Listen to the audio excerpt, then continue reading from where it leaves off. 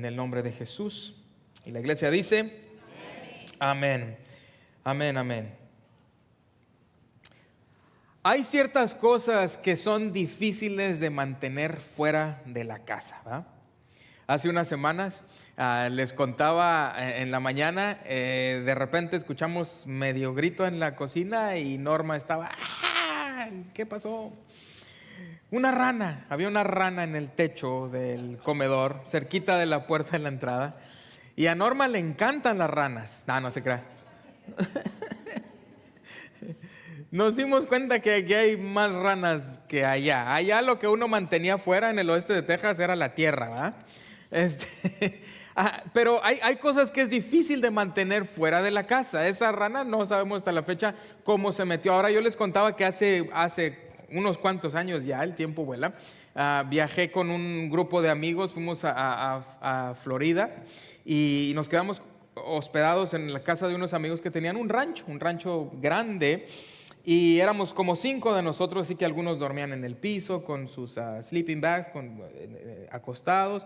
Y uno de los jóvenes de la familia que nos recibió, pues vivía en el rancho, él no le tenía miedo a nada. De repente llegó con una víbora y ahí andaban jugando, mira que la víbora, y no, yo no quise ver la víbora, ¿verdad? Bueno, el caso es que de repente la víbora se les perdió adentro de la casa. Lo mismo dije yo.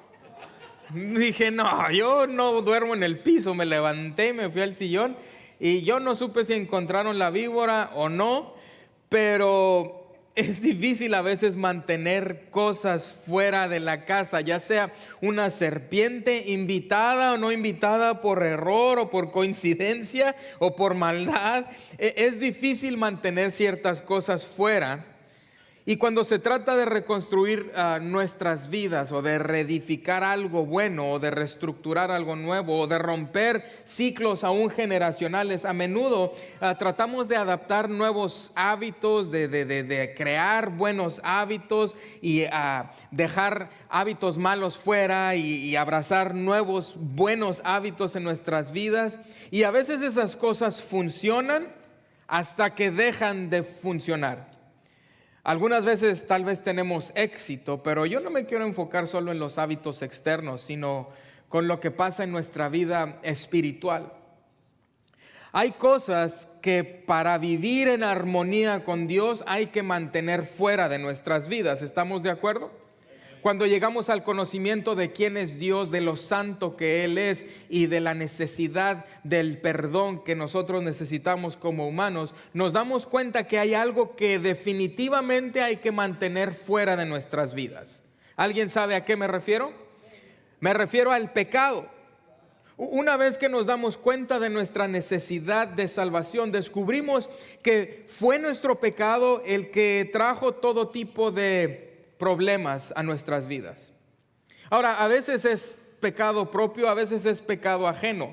La realidad de las cosas es que todos nosotros hemos sido tocados de alguna u otra manera por el pecado, ya sea de uno o de otro. Somos contaminados en este mundo por el pecado de otros.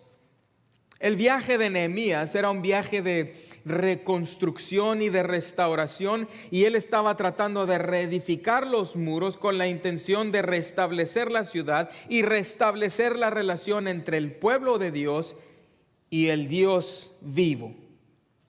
Y tras la finalización de los muros, Israel estaba totalmente restaurado. La semana pasada terminamos con la frase, no vamos a descuidar la casa de Dios, dijeron ellos.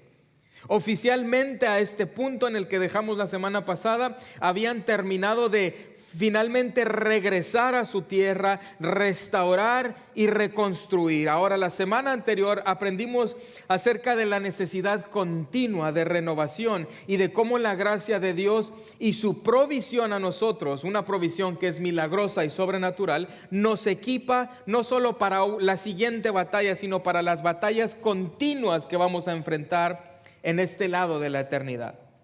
Entonces, el clímax de su regreso se encuentra después de su disposición a lamentarse y a arrepentirse y a confesar su pecado, y ellos reconocen pecados pasados, de generaciones pasadas, y describen un patrón continuo en el pueblo de Israel, que es esa rebeldía natural, ¿verdad? Ellos se alejan, claman a Dios, Dios responde, Dios los bendice, después ellos se alejan, claman a Dios, Dios responde, después ellos se alejan, claman a Dios, Dios responde. Óigame, ellos son tercos, pero el amor de Dios es abundante y Él sigue contestándoles.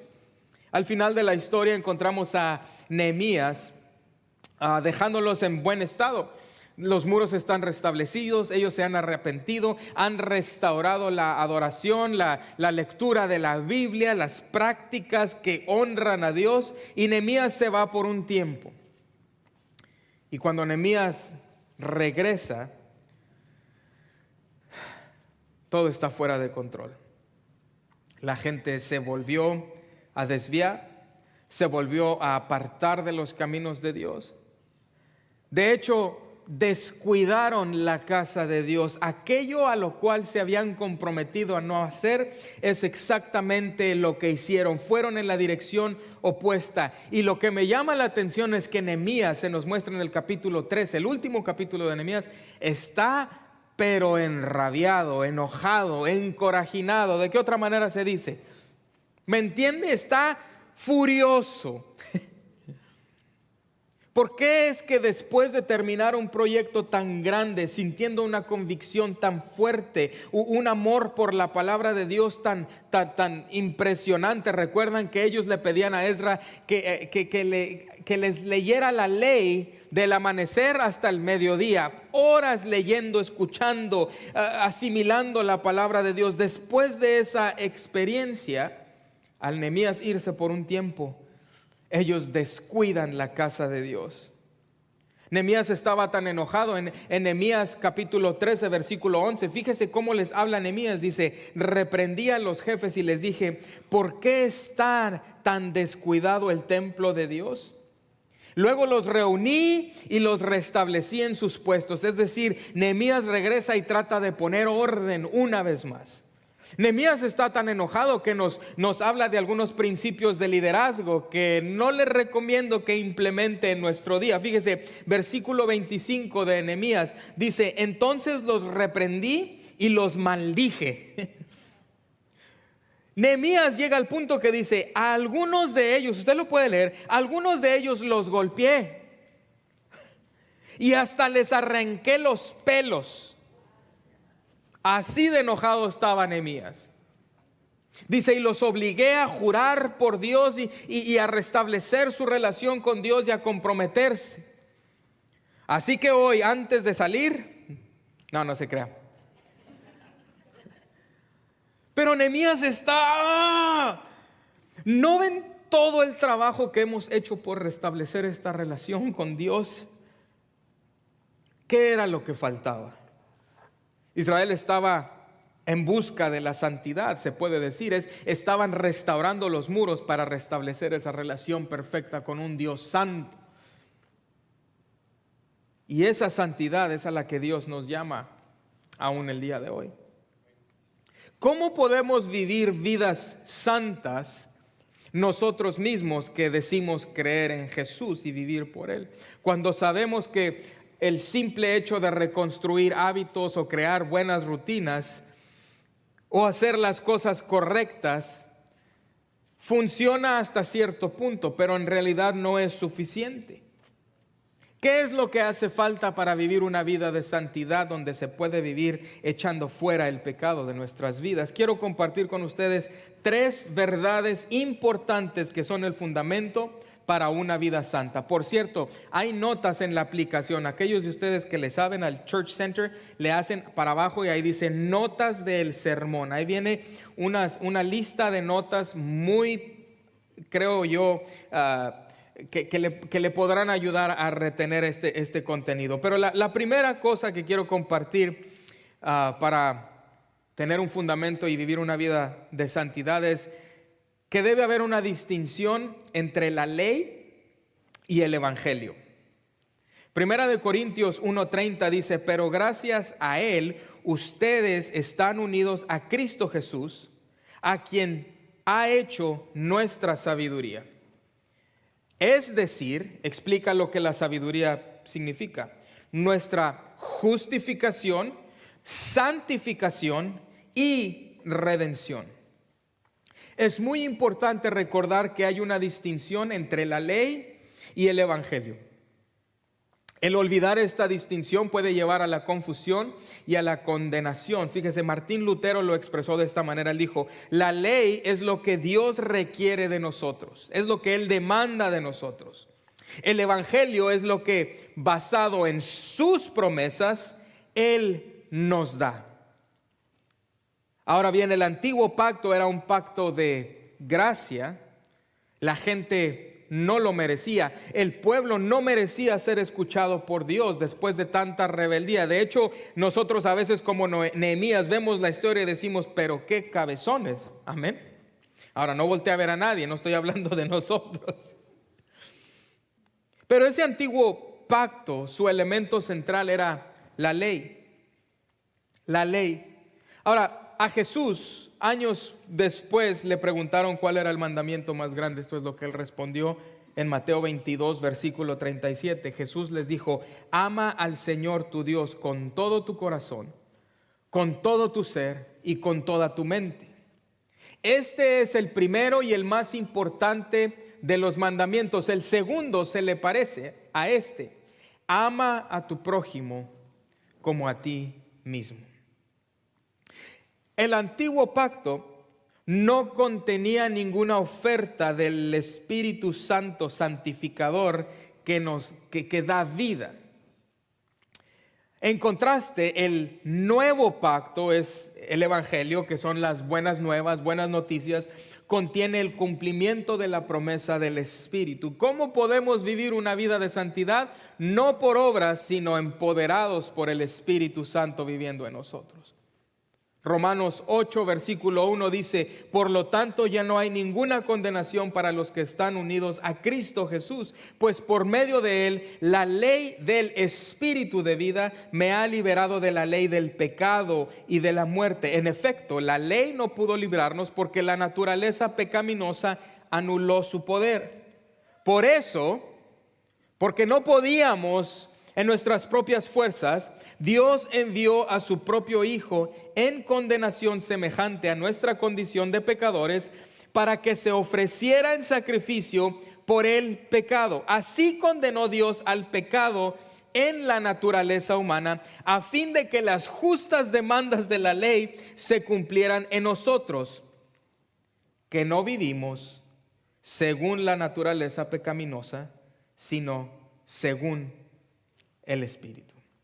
Ahora, no se pierdan esta parte. La ley sigue siendo el requerimiento divino, el requisito divino. La ley sigue siendo el requisito que Dios demanda. De hecho, Jesús lleva la ley a otro nivel. Recuerdan en varios sermones de Jesús cuando Él dice: se ha dicho que, pero yo les digo que. El estándar es elevado bastante.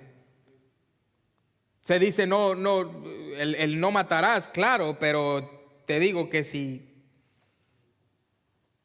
Y sigue elevando el estándar una tras otra. Las buenas noticias para nosotros no es que el estándar esté elevado, sino que el Espíritu de Dios nos ha sido dado para poder vivir esa vida de santidad que Dios demanda.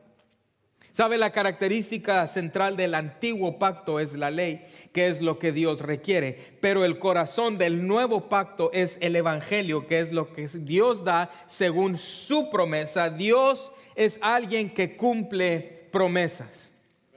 Entonces Él promete dar vida y el requisito es creer.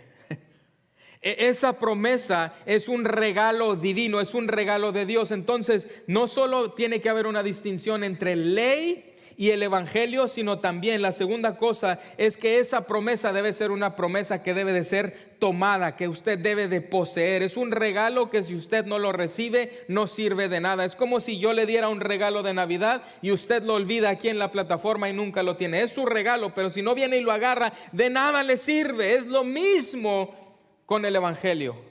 con las buenas nuevas, con el sacrificio que Jesús hizo por nosotros en la cruz. Es una promesa que debe ser tomada, apropiada. Tienes que apropiarte de esta promesa. Cuando Pablo le escribe carta a los Gálatas, ellos estaban siendo seducidos por legalismo.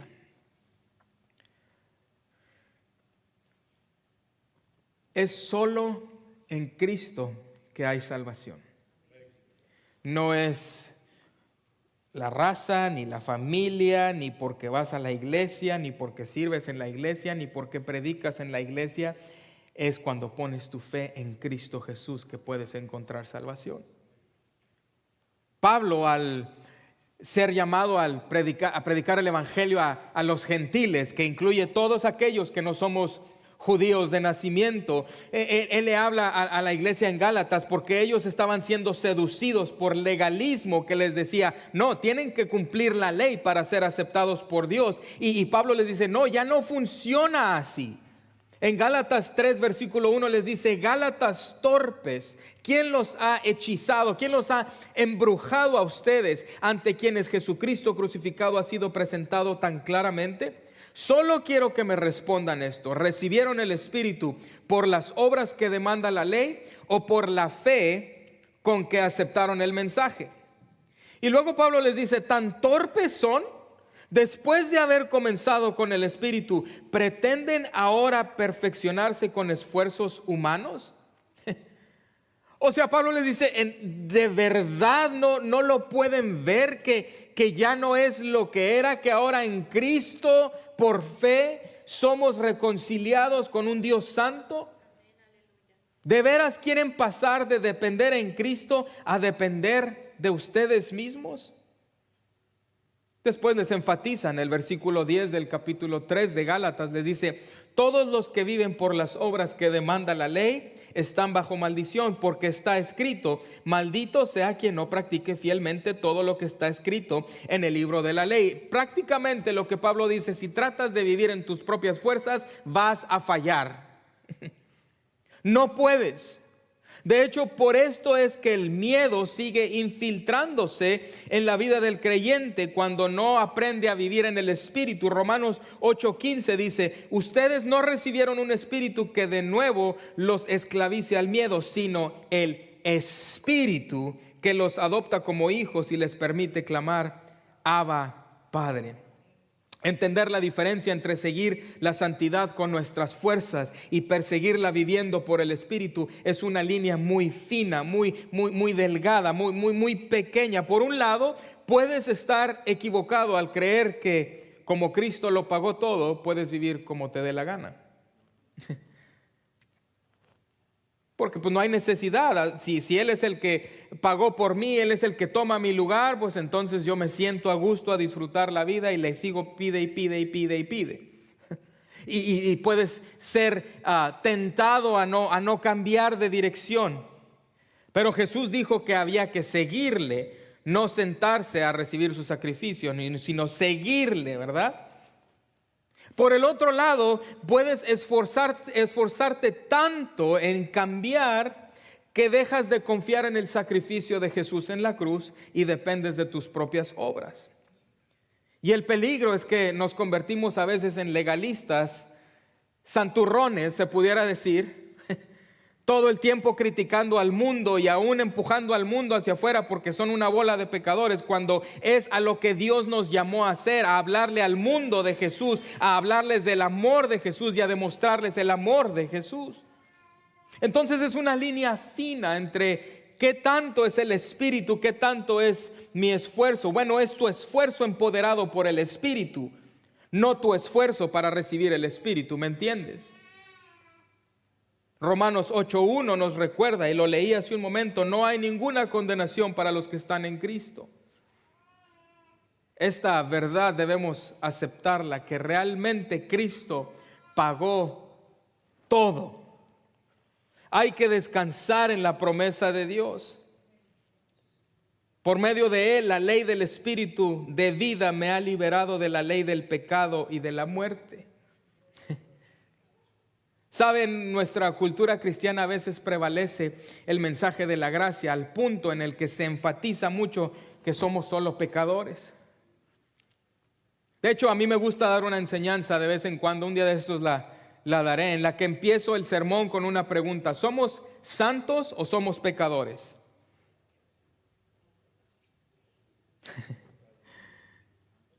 Después se las predico, pero somos santos de acuerdo a la Escritura. Se nos ha enseñado por el hecho de que somos humanos y fallamos, a sobreenfatizar esa falla y siempre estar viviendo de la gracia, olvidando que la gracia nos da poder para vivir la vida que Él nos llama a vivir. La Escritura es clara, dice que en Cristo somos nueva criatura, que somos hechos santos delante de sus ojos. De otra manera Él no nos acepta, Él no nos puede aceptar si no hay santidad.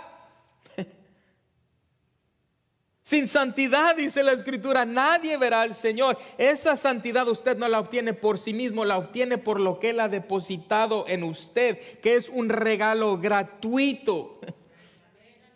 Somos hechos santos como Dios requiere que seamos, no por obras, sino por fe. Pero esa fe nos mueve a actuar de una manera que le da gloria a Él y le enseña al mundo quién es ese Dios al que servimos. Comenzamos en el Espíritu y somos perfeccionados por el Espíritu. Cuando venimos a la fe en Cristo, Él nos da su Espíritu. Pero hay una segunda obra del Espíritu de Dios que hace nosotros cuando nosotros entonces nos sumergimos en Él y nos entregamos completamente a Él y dejamos que Él haga como Él le plazca en nuestras vidas, con nuestras vidas.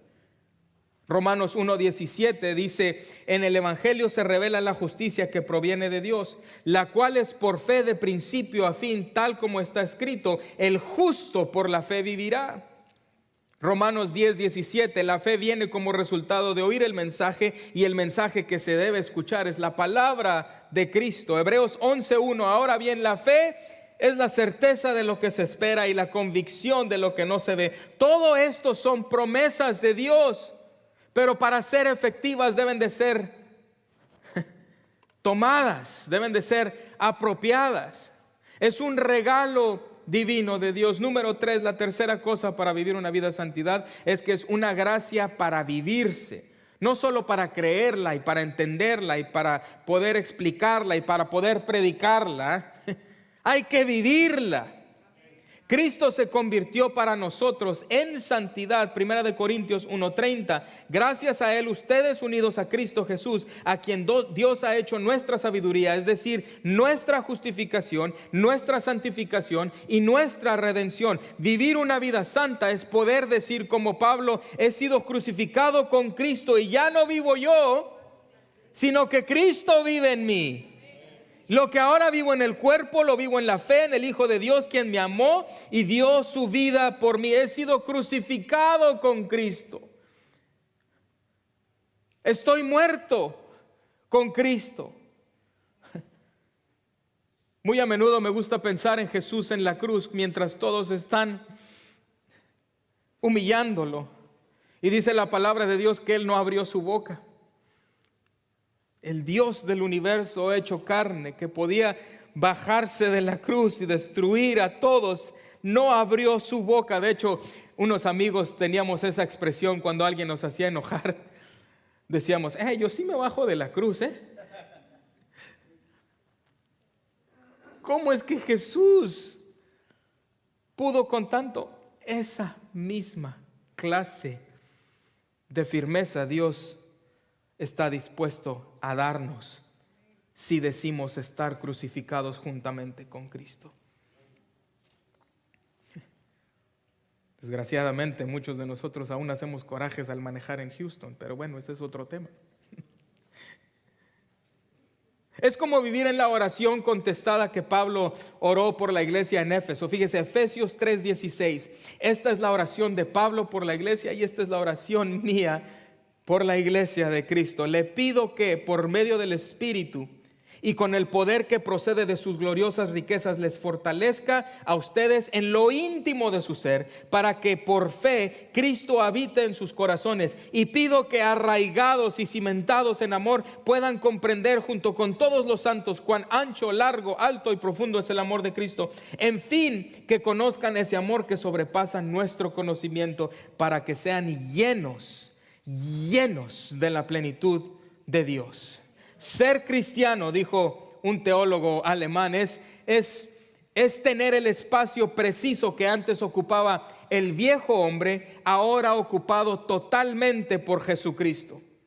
Ser cristiano, ser un verdadero cristiano, es vivir en santidad. ¿Somos santos o pecadores? Le digo, de acuerdo a la palabra, somos santos, no por nosotros, sino por la sangre de Cristo. Y si pecamos, nos levantamos, arrepentimos y seguimos avanzando de gloria en gloria, iluminando el camino delante de nosotros con la palabra de Dios, que nos revela día tras día ciertas cosas que aún tienen que cambiar.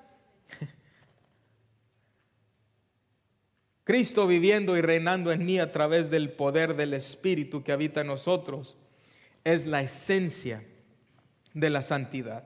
Primera de Juan 4:4 dice: ustedes, queridos hijos, son de Dios y han vencido a esos falsos profetas, porque el que está en ustedes es más poderoso que el que está en el mundo. Gálatas 5:25: si el Espíritu nos da vida, andemos entonces guiados por el Espíritu. Caminar por el Espíritu es recordar que separados de Cristo nada podemos hacer.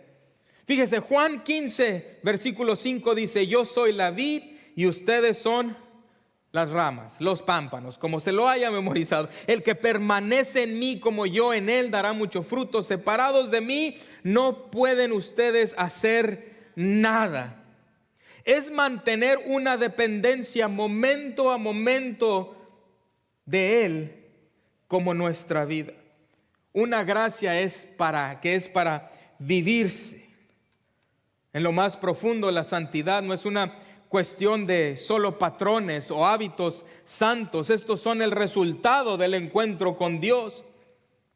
La santidad no es como un ramo de flores. ¿Sabe? A Norma le gustan las flores, pero me doy cuenta que aunque compremos flores y las pongamos en la sala, después de ciertos días, ahora sí que como Selena, se marchitó. No se cree. Se la iba a cantar, pero luego van a querer que cante.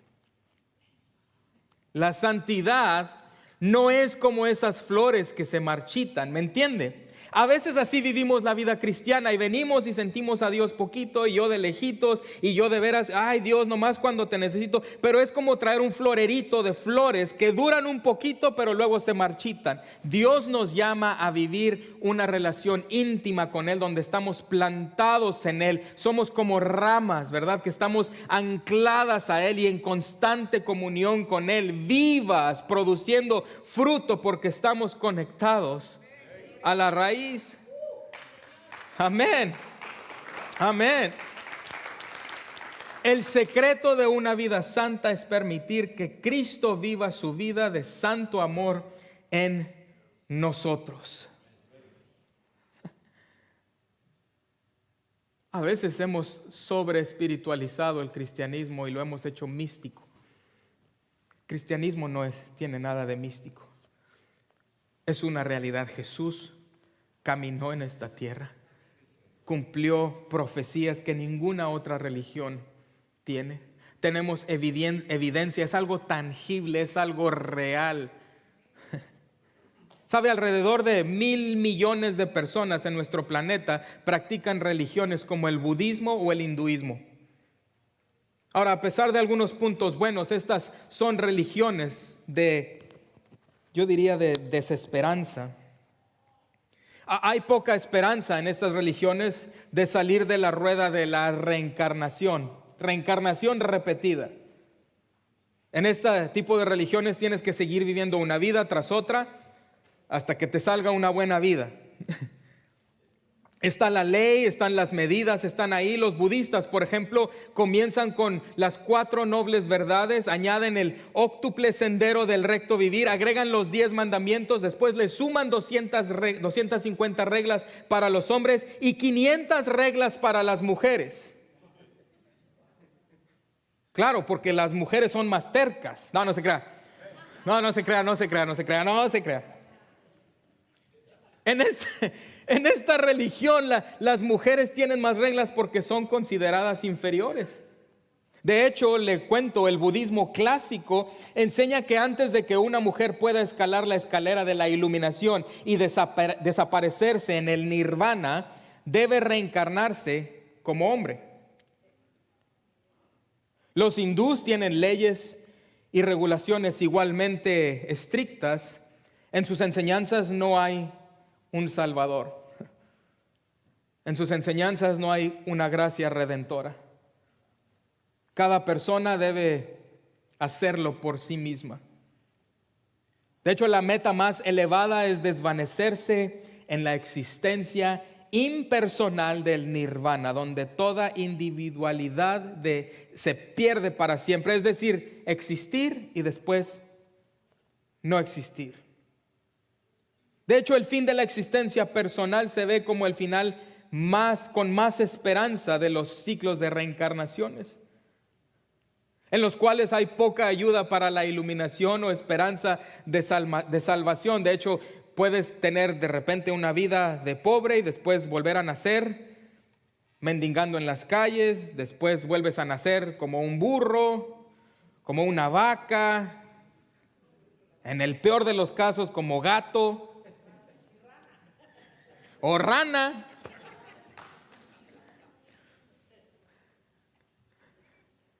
Pero en Cristo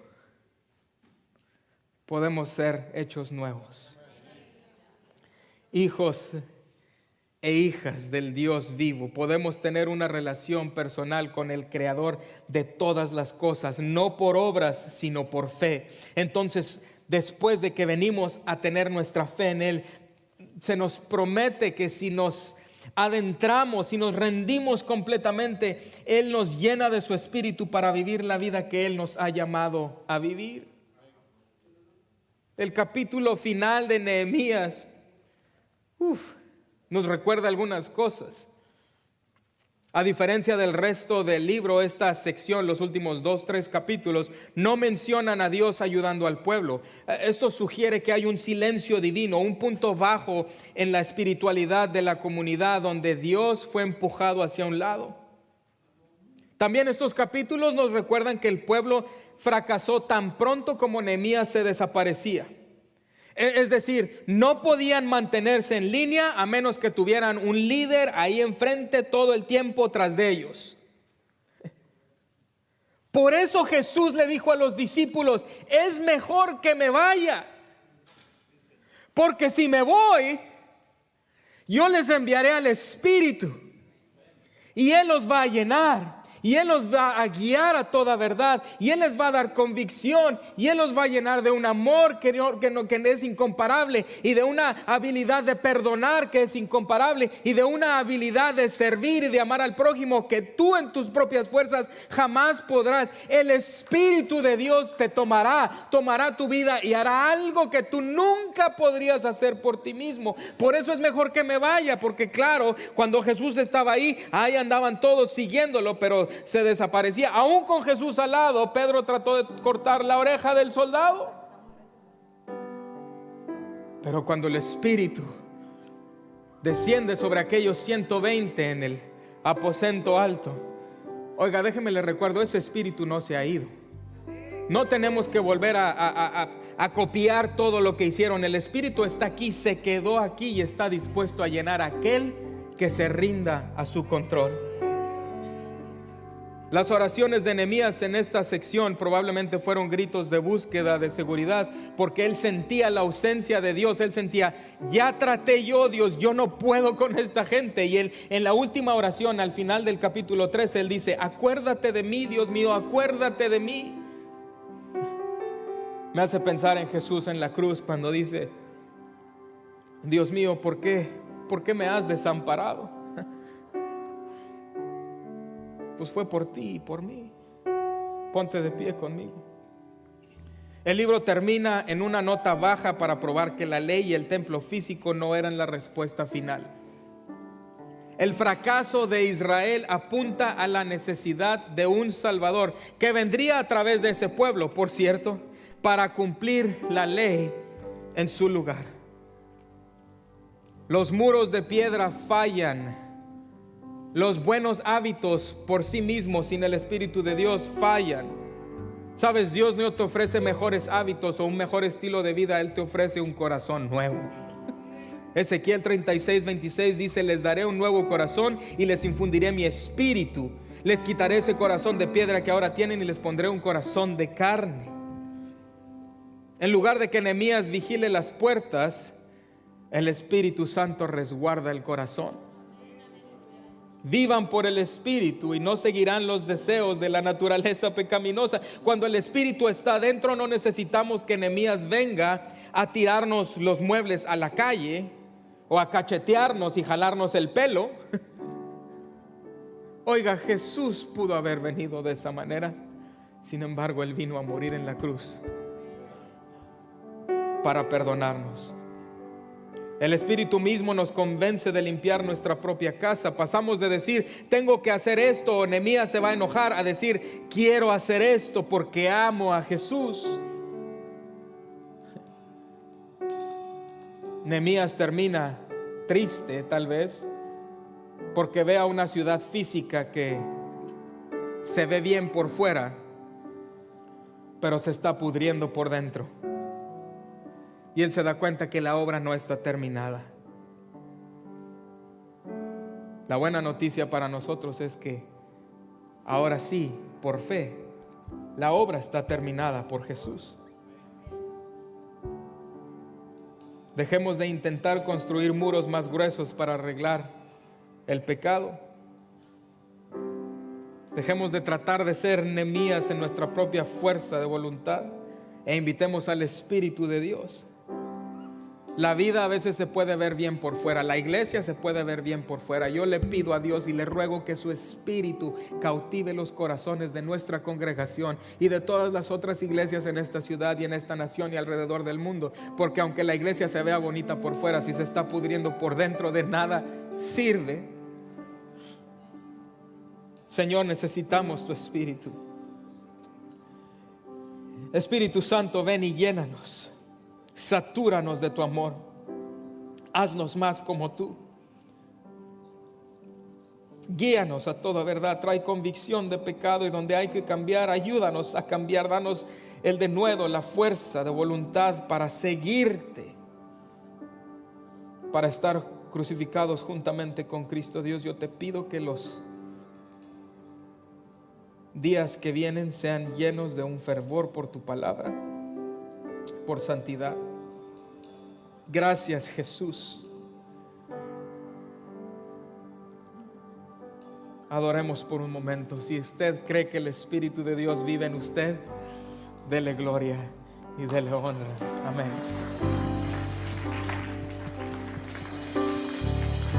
Cantemos así: Señor, eres mi respirar.